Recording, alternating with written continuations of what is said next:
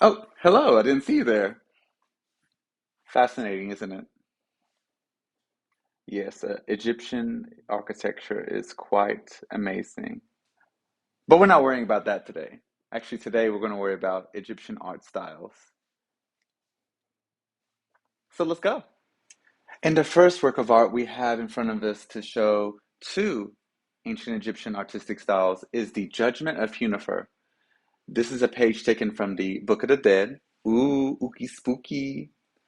Um, and Here, the first artistic convention we're going to be discussing is the way everyone is depicted.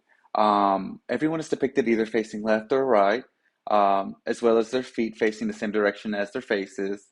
However, their shoulders are both shown to the audience.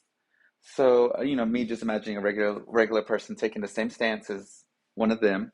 Uh, I'm twisting my shoulders towards you, but I'm looking in one direction. It's not really comfortable. However, this is their artistic convention. This is the best way they felt that they could explain the narrative and show and depict people or creatures or gods or deities. Uh, this is known as twisted perspective. All right. So that is the first artistic convention. The second one we're going to be discussing uh, regards to the size of people in this work of art. As you can see, Hunefer, or whatever, you know what I mean. He is starting right here, and then his heart is being weighed against the weight of a feather. And if they did not match up, you would be condemned to non-existence. So I don't know about you, but it looks a little too light, and the feather looks a little too heavy. So sorry for Hunefer. Even after that, you see that Hunefer is making his way over here to the god Osiris. So you can see by clear scale that he is definitely smaller than Osiris, and Osiris is put up higher on a pedestal to show his divinity. And well, he will be judged and see if he is admitted into afterlife.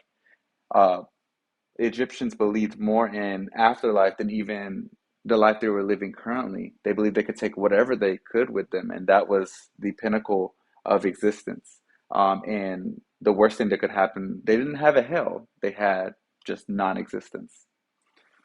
Whoa, magico, majestic, it's Egypt. For our next and final artistic convention for ancient Egypt, we have a statue depicting the pharaoh Hatshepsut. Hatshepsut? That one. The pharaoh Hatshepsut was a female king. Yes, you heard that right. Woman king. And normally, people in America, we would say, oh, it's a queen. No, actually, in ancient Egyptian times, there was no word for queen. The only word they had was a word that was depicted for the wife of a king. And she was nothing of the sort. She was the king, she was a pharaoh. However, you see that looking at it, you wouldn't necessarily think it was a woman.